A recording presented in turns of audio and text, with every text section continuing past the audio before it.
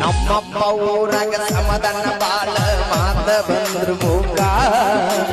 ಹರಕ ಬಂದ ಮಗ ಕುಡುಕ ಅಜ್ಞಾನತ ಹತ್ಯಾನ ಮರಗಾಕ